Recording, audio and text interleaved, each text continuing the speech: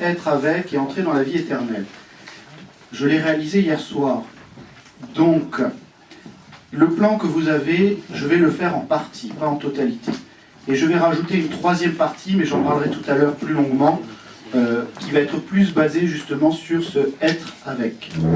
Donc, je vous propose d'abord d'avoir un temps de 10 minutes en petit groupe à partir du texte du prologue. Et vous avez vu qu'il y avait des questions en bas du texte du prologue pour vous aider à y réfléchir. Je ne sais pas si vous avez trouvé ce papier. Je vais juste rajouter une question aux questions que j'avais déjà mises. Si vous l'avez sous la main, j'attends que tout le monde l'ait parce que c'est de couleur verte apparemment. Et il doit y avoir marqué prologue de Saint Jean en haut sans doute. Voilà, ce qui est un bon titre. Donc, vous avez un certain nombre de questions, je vais les sortir parce que comme ça moi aussi je les aurai sous les yeux.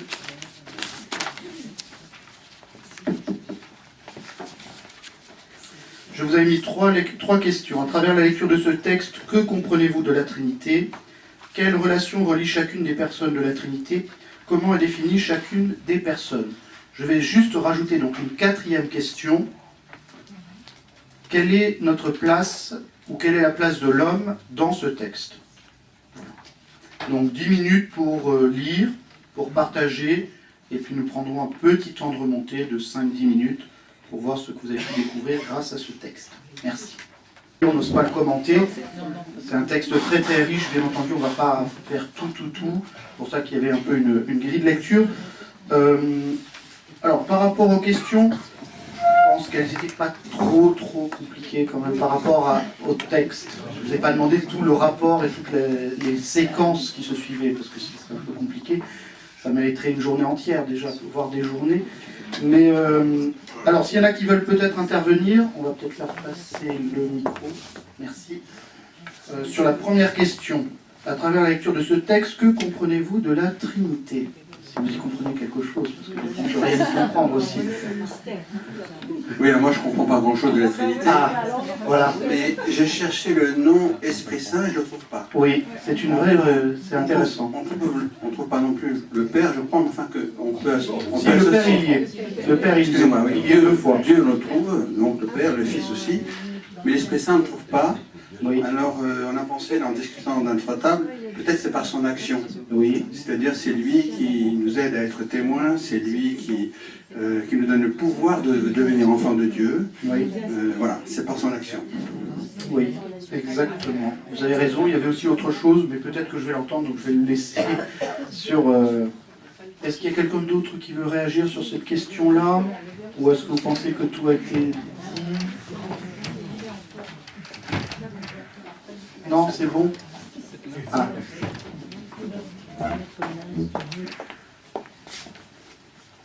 Nous, on a pensé que la Trinité, c'est une relation fusionnelle, une parfaite unité entre le Père, le Fils et l'Esprit Saint. Voilà, c'est ce qu'on a vu en ce cas. Oui. Et vous l'avez trouvé dans le texte, ça? Voilà, c'est une fiction parce que... Là, ils interprètent. Voilà. Non, on a le droit d'interpréter.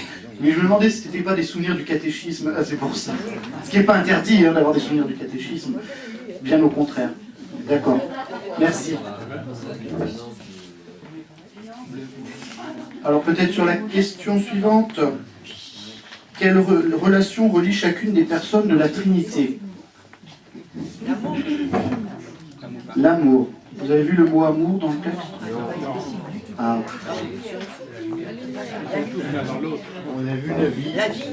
Il y a la vie, oui. Il y a une réponse ici. Oui. Et finalement, ils sont tous liés. Le verbe est en Dieu, et la lumière est dans le verbe. Donc tout est la lumière est dans le verbe. Donc le verbe c'est Dieu, le verbe c'est le Fils, Dieu c'est Dieu, et la lumière c'est Saint-Esprit. Et la vie. C'est ça.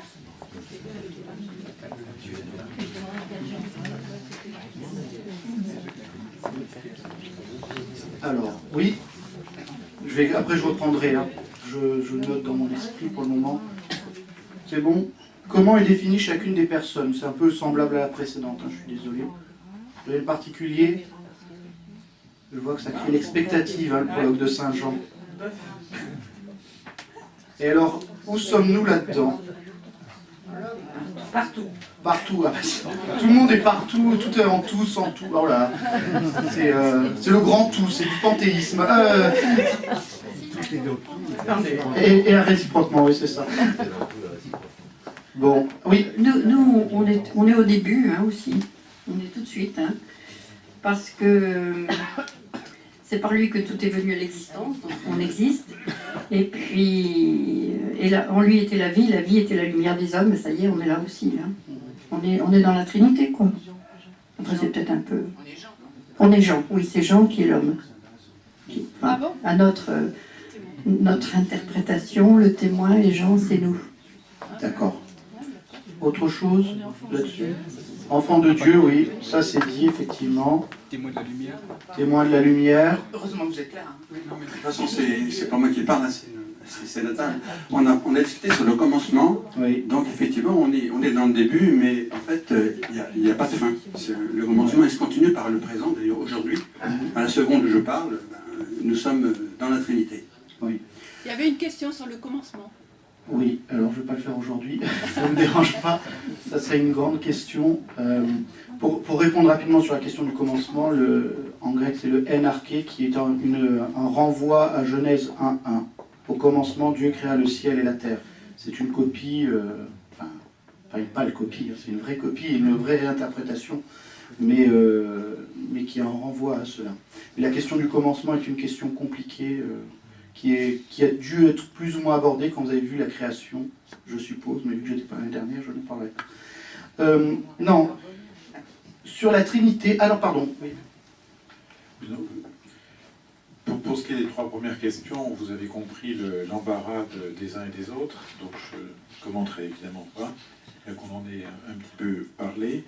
Pour la dernière, en dehors de ce qui vient d'être dit, il nous semblait que ce texte était d'une modernité assez étonnante pour un document qui a presque 2000 ans, où la liberté de l'homme est d'emblée mise en avant, à la fois la création, l'engagement immédiat, ce que tu disais, de l'homme, et le fait que, dès le début, la liberté de l'homme est mise donc en avant, avec sa capacité de dire oui ou non.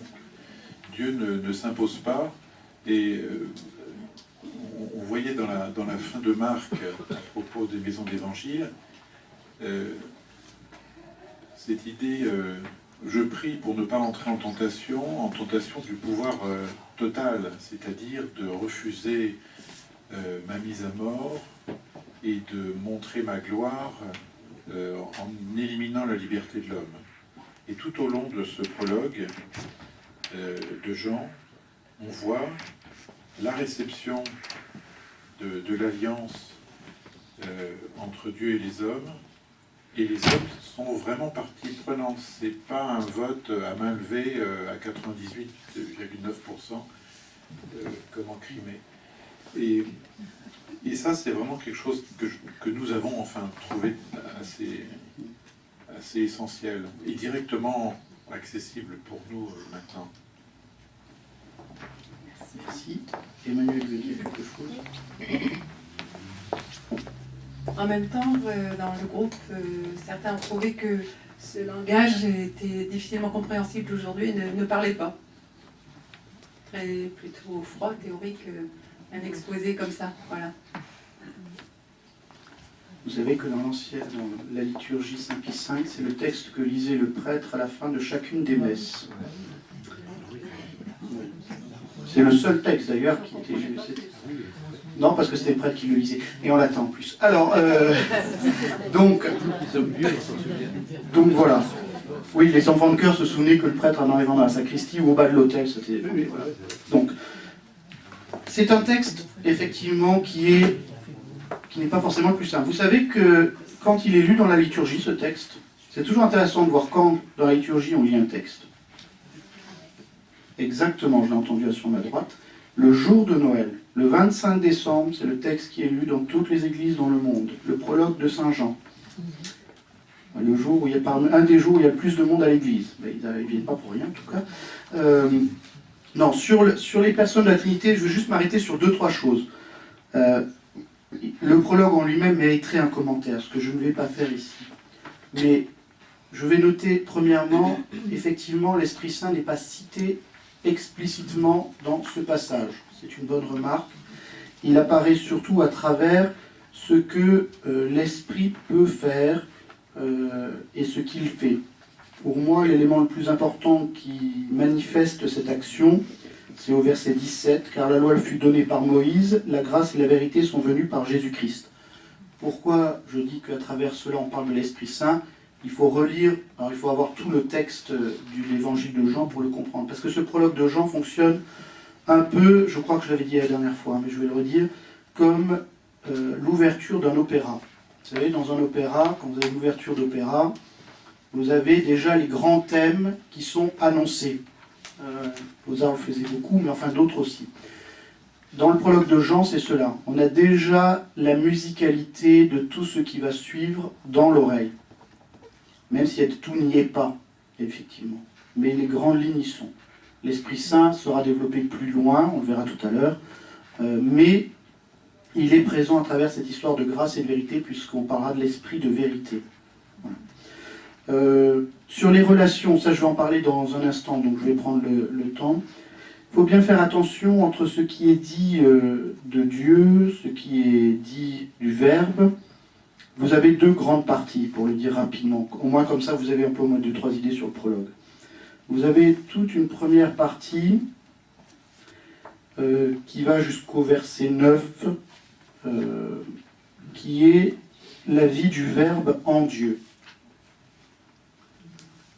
Et avant, alors c'est avec la création du monde, mais c'est tout ce qui est avant l'incarnation. Et puis ensuite, à partir du verset 10, vous avez justement tout ce qui est sur l'incarnation. C'est-à-dire que le Verbe est venu dans la chair. C'est le verset 14. Et le Verbe s'est fait chair, il a habité parmi nous, et nous avons vu sa gloire, la gloire qu'il tient de son Père comme Fils unique. Et c'est là qu'on nous dit que le Verbe est le Fils. Ce qui ne nous était pas dit au début. Au début, on nous dit au commencement était le Verbe, et le Verbe était auprès de Dieu, et le Verbe était Dieu. Voilà. Et il était au commencement auprès de Dieu. On le dit 2 fois. Ça. Donc à la fois, on affirme le lien du Verbe avec Dieu, et on comprend à la suite du texte que le Dieu dont il est question, c'est le Père. Et on affirme en même temps la divinité du Verbe. Et le Verbe était Dieu. Voilà. Ensuite, on nous parle du Fils, et là, c'est au moment de l'incarnation qu'on nous parle du Fils. Et on va savoir enfin, quasiment tout à la fin du prologue, de qui on est en train de parler depuis le début, c'est-à-dire qui est ce Verbe, c'est Jésus-Christ. On l'a au verset 17. Voilà. Et on nous précise, au verset 18, Dieu, personne ne l'a jamais vu, le Fils unique, lui qui est Dieu, on nous rappelle la divinité du Fils, lui qui est dans le sein du Père, on rappelle le lien qui unit le Père et le Fils, c'est lui qui l'a fait connaître. Donc on reconnaît que, si on remonte à l'envers, que Jésus-Christ est le Fils de Dieu et qu'il est le Verbe de Dieu, lui qui était au commencement auprès de Dieu. Voilà, pour faire rapide, hein. Très rapide là-dessus. Sur la place des personnes, j'en parlerai tout à l'heure, hein, de nous-mêmes, pour dire rapidement, effectivement, il y a sur la place de la création, c'est-à-dire que la création est faite par la parole. C'est aussi un rappel de Genèse 1. Dieu dit et ce qu'il dit advient. Ça, c'est très très lié au livre de la Genèse. Et ensuite, il y a, comme ça a été dit sur ma droite, il y a l'action d'accueillir cette parole dans sa propre vie. Et celui qui reçoit cette parole est dans la vie même de Dieu. Ils ne sont pas nés du sang, ni d'une volonté charnelle, ni d'une volonté d'homme. Ils sont nés de Dieu. Et le fait de recevoir de la part du Verbe la grâce et la vérité, c'est-à-dire de recevoir les dons qui seront les dons de l'Esprit Saint, même si ce terme de don de l'Esprit Saint n'est pas propre à Jean, c'est du Paul, ça, le fait de parler des dons de l'Esprit Saint. Jean ne parlera jamais des dons de l'Esprit Saint. Il parlera autrement, on en verra tout à l'heure. Voilà rapidement. Si je prends le plan que je vous ai proposé, qui, comme je vous l'ai dit, sera rapidement vu, parce que je m'arrêtais plus longtemps sur autre chose. Ce qu'on peut d'abord noter dans ce qui nous est dit dans l'évangile de Jean, et pas simplement dans ce prologue. Le prologue, c'était simplement pour vous aider à entrer un peu dans cette pensée de Jean. Ce qui est fondamental dans l'évangile de Jean, c'est que Jésus est présenté comme le Fils, et comme le Fils de Dieu. Et on nous présente Dieu comme le Père. Alors, que ce soit bien clair, je ne dis pas que dans les autres évangiles, cela n'existe pas, bien entendu. Dans les autres évangiles, on présente Jésus comme le Fils de Dieu. Bien entendu, on va dire que Dieu est un Père. Tout cela est tout à fait vrai. Mais notez d'abord que dans les références dans le Nouveau Testament concernant Dieu comme Père, il y en a en tout 261 dans le Nouveau Testament, qui nous parlent de Dieu comme un Père. Sur ces 261 références, 141 se trouvent dans l'évangile de Jean et dans les lettres de Jean. Plus de la moitié. Alors que le corpus johannique est très loin de faire la moitié du Nouveau Testament. L'évangile de Jean est un des plus courts, les lettres sont assez courtes aussi. Donc vous avez tout le corpus paulinien où on ne va pas forcément parler de Dieu comme Père, même si ça arrive, hein, que ce soit bien clair. Donc là, ce qui est vraiment révélé à travers l'évangile de Jean, c'est que Dieu est un Père et que Jésus est son Fils. Jésus se révèle à travers la volonté d'accomplir la volonté du Père. Il vient pour accomplir cette volonté. Alors, Père sur les lèvres de Jésus est pour l'évangile de Jean le mode normal de désigner Dieu. Alors que le Fils est dans le même évangile la dénomination habituelle de Jésus pour se désigner lui-même. Il parlera de lui comme du Fils. Et pas Fils de l'homme, Fils tout court. Fils de l'homme, c'est dans les évangiles synoptiques. Dans l'évangile de Jean, il ne parlera pas de Fils de l'homme. Il parle du Fils. Et il parlera du Père.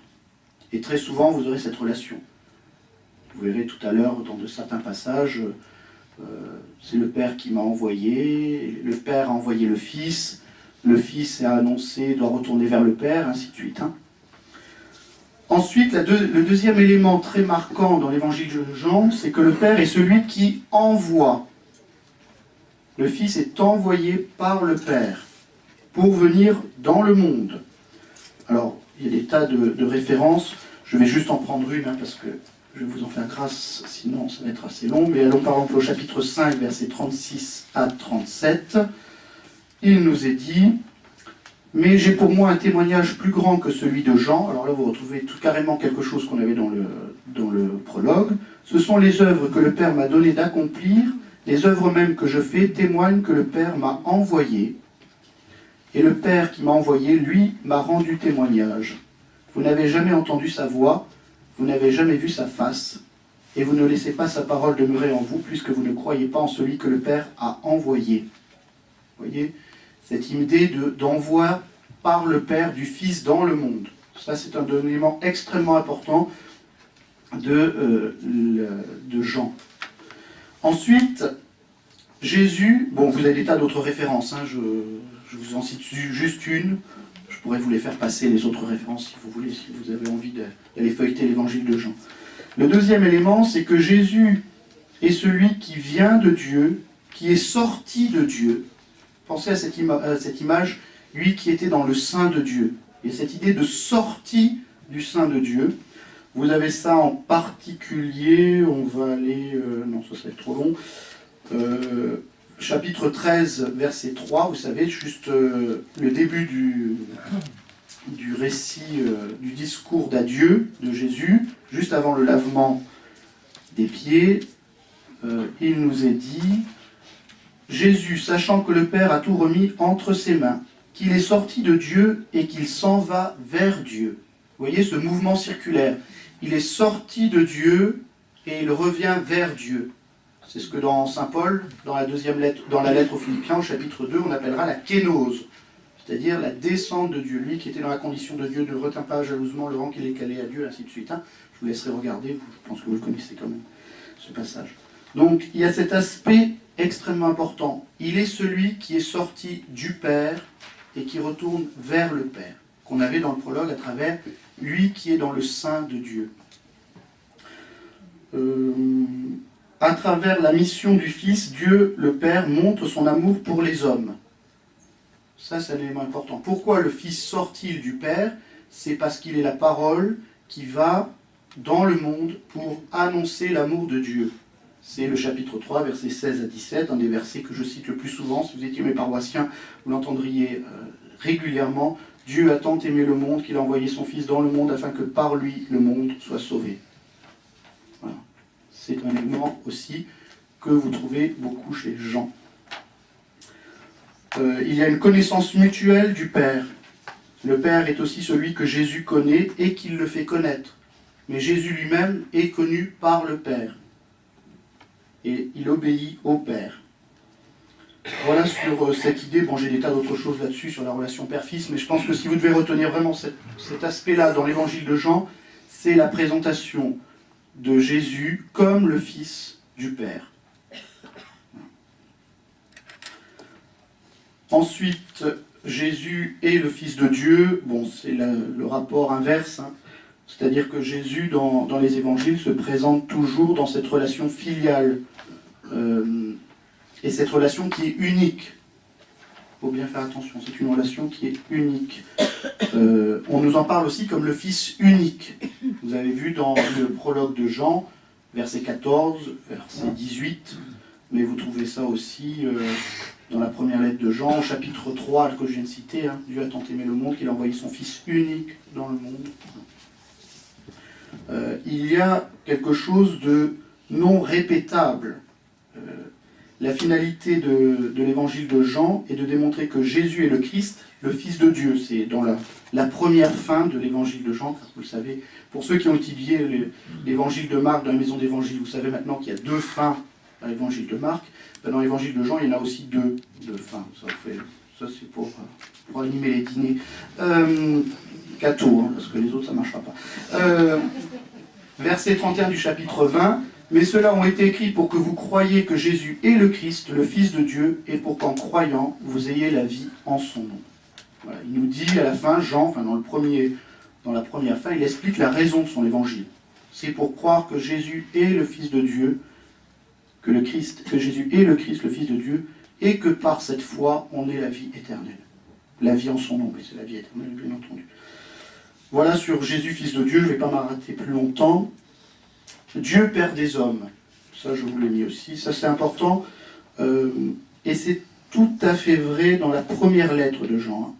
Les croyants sont nés de Dieu ou ont été conçus par lui. Vous avez ça dans le prologue aussi. Hein. C'était au verset, que je ne dise pas de bêtises, verset 13. Ils ne sont pas nés du sang, ni d'une volonté charnelle, ni d'une volonté d'homme. Ils sont nés de Dieu, enfants de Dieu. Voilà. Ainsi Dieu est aussi le Père de ceux qui croient en Jésus, et parce qu'ils ont été conçus à la vie de la foi grâce à l'action même de Jésus. Donc il y a ce passage que je viens de citer, mais vous pourriez avoir dans la première lettre de Jean, au chapitre 5, verset 14 et verset 18, oui, c'est la première lettre de Jean. Alors le 14, j'ai dû me tromper, mais le 18 c'est bon. Nous le savons, ceux qui sont nés de Dieu ne commettent pas de péché. Le Fils engendré par Dieu les protège et le mauvais ne peut pas les atteindre. Voilà. Cette naissance par la foi. Vous avez aussi la naissance d'en haut. Alors ça vous rappelle Nicodème. C'est au chapitre 3. Il vous faut naître d'en haut. Je vais retrouver le passage vite fait. On est dit, Jésus lui répondit, Amen, Amen, je te le dis, à moins de naître d'en haut, on ne peut voir le royaume de Dieu. Comment un homme peut-il naître quand il est vieux, petit, voilà. Ce qui est né de la chair est chair, ce qui est né de l'esprit est esprit. J'ai sauté 2 versets, hein, je suis désolé. Ne sois pas étonné si je te dis, il vous faut naître d'en haut. Le vent souffle où il veut, tu entends sa voix, mais tu ne sais ni d'où il vient, ni où il va. Il en est ainsi pour qui est né du souffle de l'Esprit. Voilà. Donc il y a cette naissance, à la fois dans la création, puisque tout à l'heure on parlait que tout a été fait par le Verbe, mais aussi cette création dans la foi par l'Esprit Saint. Ça, c'est un élément aussi important. Voilà, ça ira pour ça. Jésus conçu par l'Esprit, par l'opération de l'Esprit Saint. Alors dans Saint Jean, c'est un peu compliqué à expliquer. Il y a un ouvrage qui développe ça, d'Ignace de la Poterie, mais je vous en faire grâce parce que c'est trop long à expliquer là, donc il faudra me croire sur parole. Mais vous avez Luc, hein, de toute façon, si vous avez besoin de ça. Vous me croyez tout sur parole, là, c'est beau. Je suis ému. Alors, la Trinité et la croix, le baptême et l'onction de Jésus, bon, dans Jean, il n'y a rien d'extraordinaire qu'on ne trouve ailleurs, hein, déjà.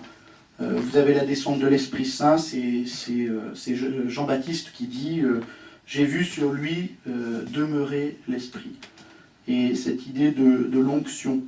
Ainsi, pour Jean, cette descente et permanence de l'Esprit sur Jésus montre qu'il est le Fils de Dieu. C'est cette image-là. La Trinité et la croix de Jésus. Vous n'avez pas, à la différence d'autres évangiles, vous n'avez pas de référence au Père explicite, en tout cas, de Jésus sur la croix. En revanche, vous avez quelque chose d'assez intéressant qui est, au moment où Jésus meurt sur la croix, on nous dit que, puis inclinant la tête, il remit l'esprit. Alors cette idée de remettre l'esprit est assez intéressante parce que le soir de Pâques, que va faire Jésus quand il va rejoindre les disciples au Cénacle? Il va leur souffler dessus. Que j'arrive à retrouver. Voilà. Verset 22 du chapitre 20. Ayant ainsi parlé, il souffla sur eux et il leur dit: recevez l'Esprit Saint, à qui vous remettrez ses péchés, ils seront remis, à qui vous maintiendrez ses péchés, ils seront maintenus. La Trinité est présente, c'est-à-dire que Jésus va jusqu'au bout du don de lui-même en remettant au monde l'Esprit. Et vous verrez tout à l'heure dans les discours d'adieu la place de l'Esprit.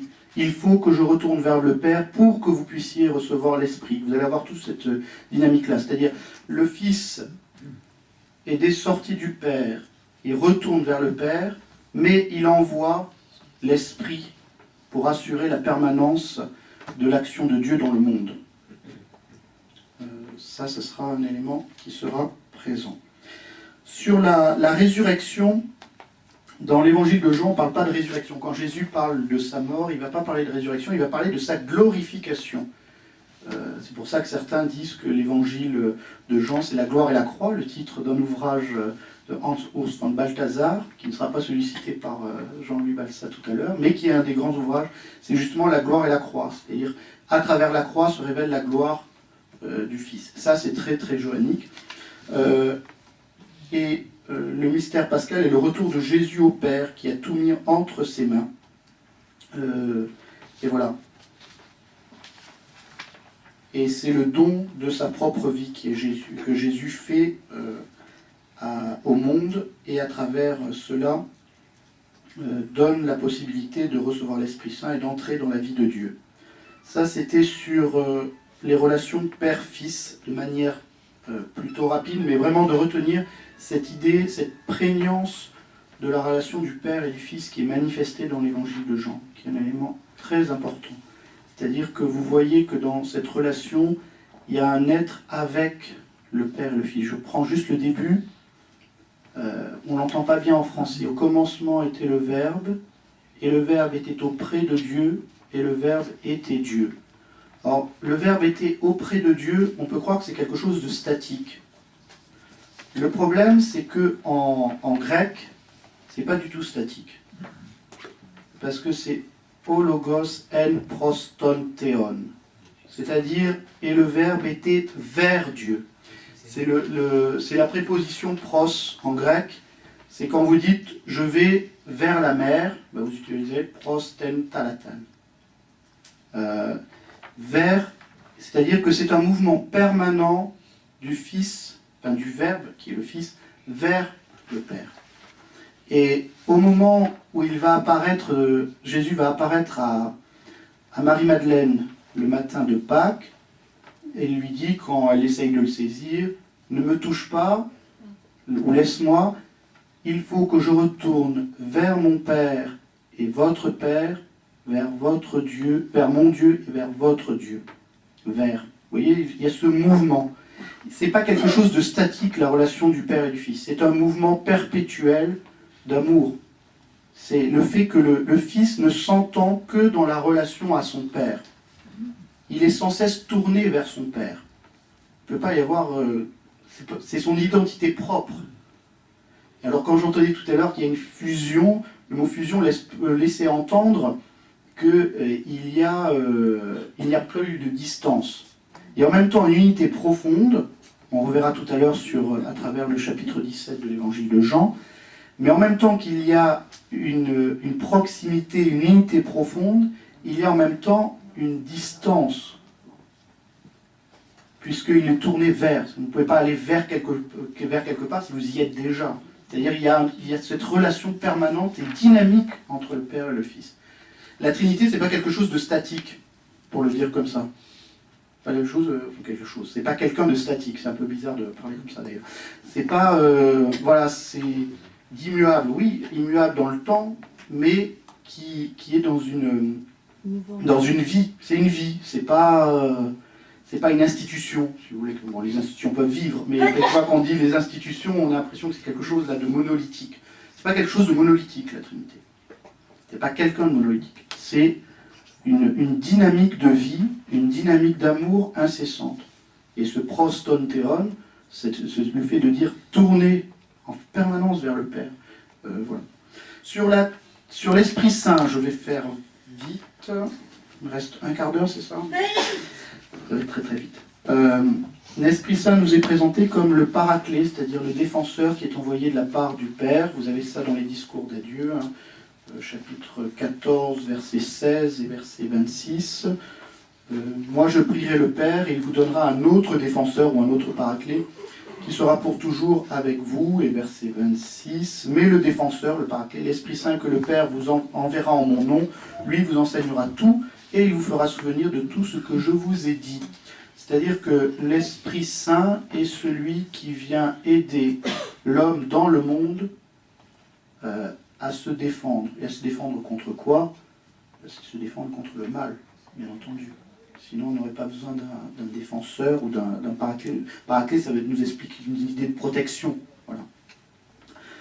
C'est aussi... il y a 15-26 aussi. Il y a des tas de références. Vous avez, quand viendra le défenseur que je vous enverrai d'auprès du Père, lui, l'Esprit de vérité qui procède du Père, il rendra témoignage en ma faveur. Vous avez une forme de synthèse avec à la fois le défenseur qui est l'Esprit de vérité, qui vient du Père, qui procède du Père, et qui rend témoignage. Vous avez un peu toute cette... Ensuite, on nous parle de l'Esprit comme de celui qui est l'Esprit de vérité. Donc je vais citer 15-26, vous avez 14-17 aussi. 14-17. L'Esprit de vérité, lui que le monde ne peut recevoir, car il ne le voit pas et ne le connaît pas.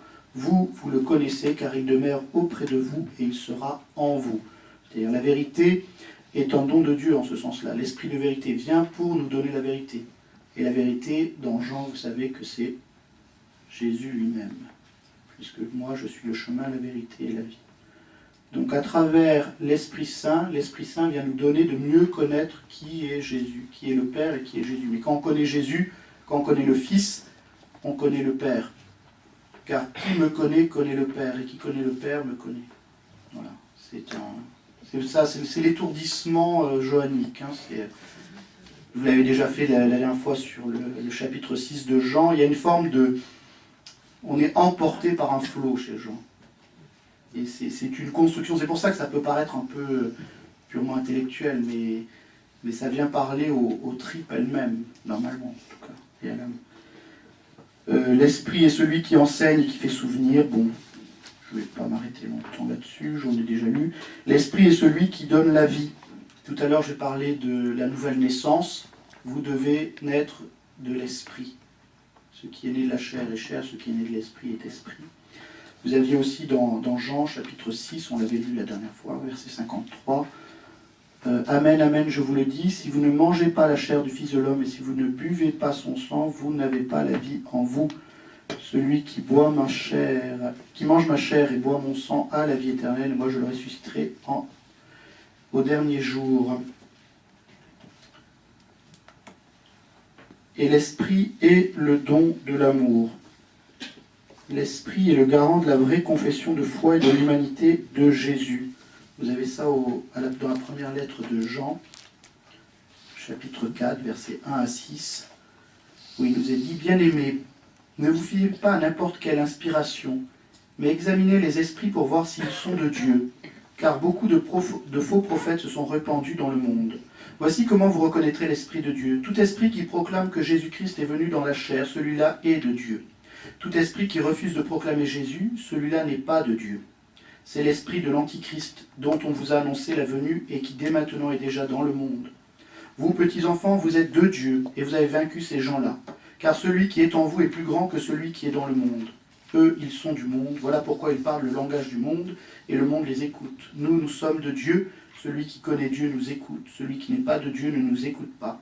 C'est ainsi que nous reconnaissons l'esprit de vérité et l'esprit de l'erreur. Voilà, c'est l'esprit qui permet de proclamer que Jésus est Seigneur. Là, vous avez des choses semblables à ce qu'on peut trouver chez Paul. Et puis, il y a la permanence de l'amour dans les croyants. Le dernier point que je voulais aborder, qui n'est pas dans votre plan, c'est celui-là que je vais rajouter, c'était être avec. Vous n'avez pas dans l'évangile de Jean, ou dans la première lettre de Jean, le terme être avec. Ça nous est dit d'une autre manière, ça nous est dit à travers un verbe, qui est le verbe demeurer. Ou habiter, mais c'est plutôt demeurer. C'est vraiment, il y a le fait de demeurer, rester, c'est plutôt ce double sens. On nous parle très souvent qu'on est appelé à demeurer dans l'amour et dans l'unité pour entrer dans la vie éternelle. Je voudrais simplement, à travers 3 textes, que je vous cite, je vais dire l'essentiel de ces 3 textes, je ne vais pas rentrer, vous pourrez passer un certain temps sur chacun de ces textes, qui nous parle justement de demeurer. C'est un thème très, très johannique. Vous ne le trouverez pas exprimé comme ça. Le fait de demeurer en quelqu'un, ou d'être en quelqu'un, vous ne l'aurez pas ailleurs, ou très rarement. Si vous regardez les références de demeurer, parce qu'il y a plusieurs sens à demeurer, on nous dira par exemple, Jésus demeura dans cet endroit pendant 3 jours. Bon, très bien, c'est pas lié, c'est un lieu. Mais là, on parle vraiment de demeurer dans une personne, ou être dans une personne. Le premier texte, c'est un texte que vous connaissez bien, qui est en Jean 15, qui est la vigne et les sarments. Que nous est-il dit? Rapidement. Moi, je suis la vraie vigne, et mon Père est le vigneron.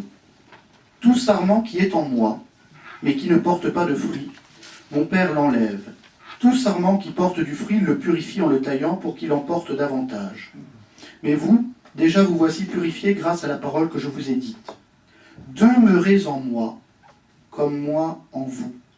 De même que le sarment ne peut pas porter de fruit par lui-même s'il ne demeure pas sur la vigne, de même vous non plus si vous ne demeurez pas en moi.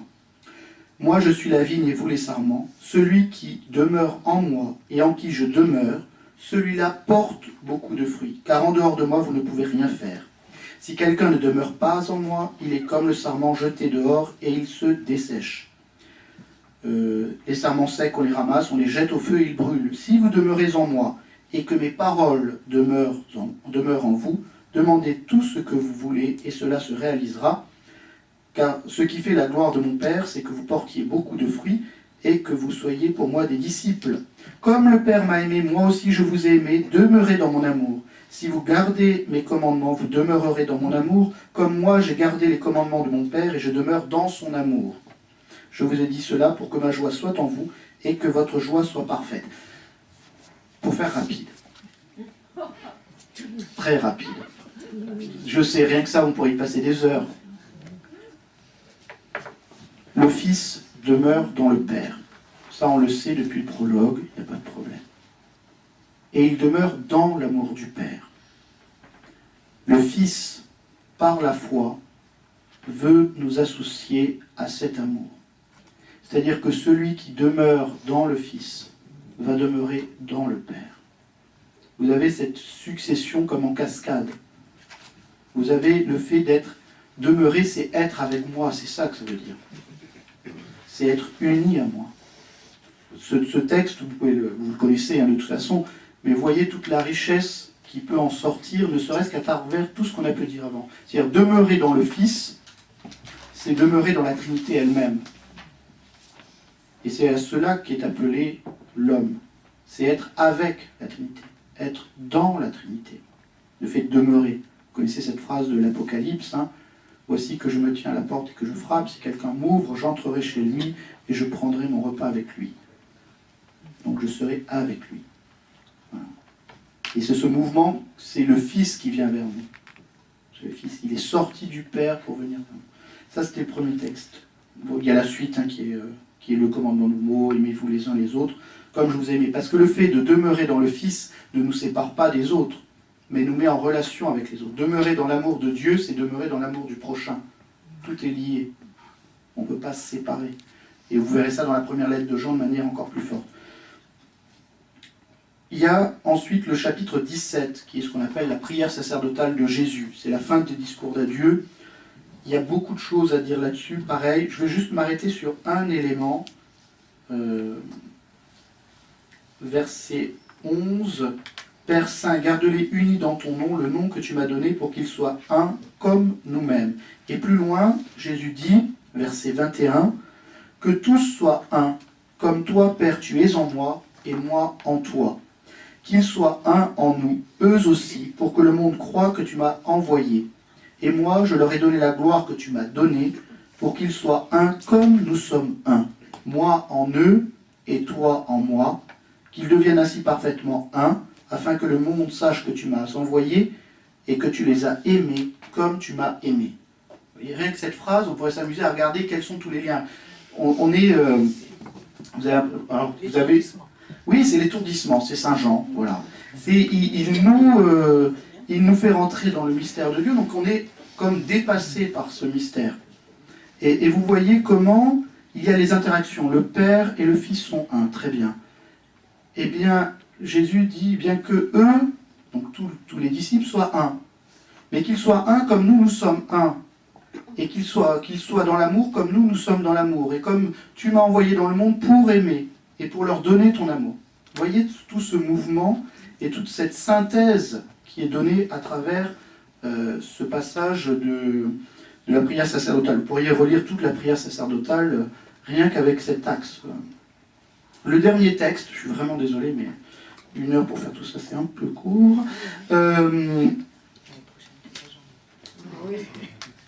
La première lettre de Jean, chapitre 4, verset 7. Je vais vous le lire jusqu'au verset 21. Je commenterai rapidement, mais je pense qu'avec tout ce que vous avez entendu au bout d'un moment, ça va peut-être... Donc vous allez un peu saisir comment ça fonctionne. Bien-aimés, aimons-nous les uns les autres, puisque l'amour vient de Dieu. Celui qui aime est né de Dieu et connaît Dieu. Celui qui n'aime pas n'a pas connu Dieu, car Dieu est amour. Voici comment l'amour de Dieu s'est manifesté parmi nous. Dieu a envoyé son Fils unique dans le monde pour que nous vivions par lui. Voici en quoi consiste l'amour. Ce n'est pas nous qui avons aimé Dieu, c'est lui qui nous a aimés. Et il a envoyé son Fils en sacrifice de pardon pour nos péchés. Bien-aimés, puisque Dieu nous a tellement aimés, nous devons nous aussi nous aimer les uns les autres. Dieu, personne ne l'a jamais vu. Mais si nous nous aimons les uns les autres, Dieu demeure en nous, et en nous son amour atteint la perfection. Voici comment nous reconnaissons que nous demeurons en lui et lui en nous. Il nous a donné part à son esprit.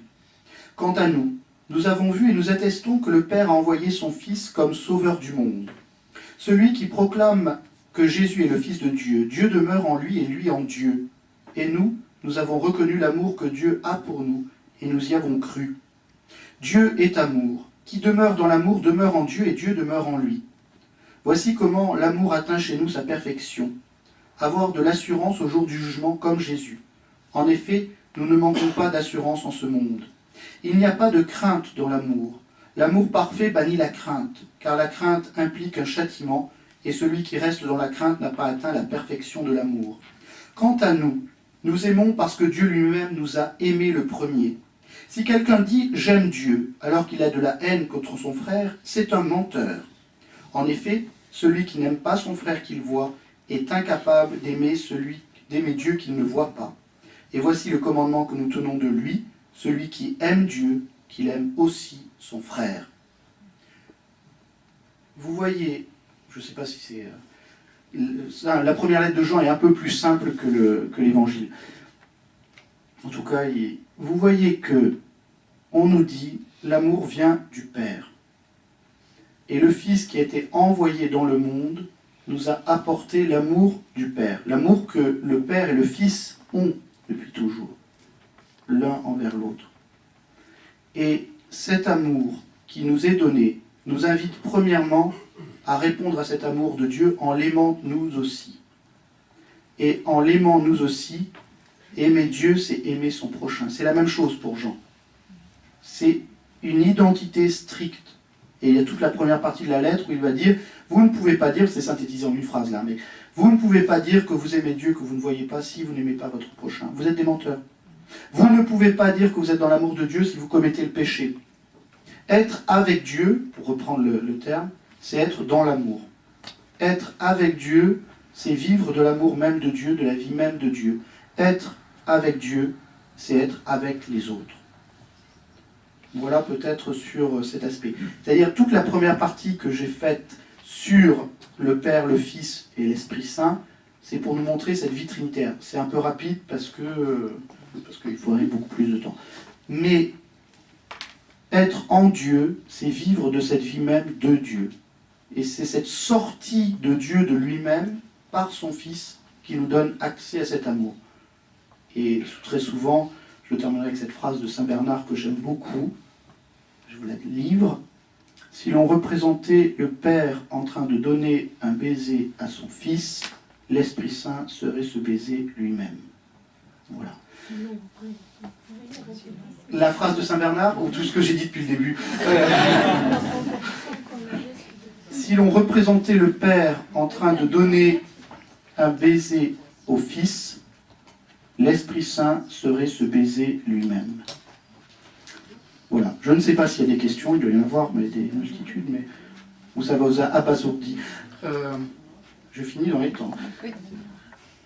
Pas de questions? Eh bien, très bien. Ah, il y en a une.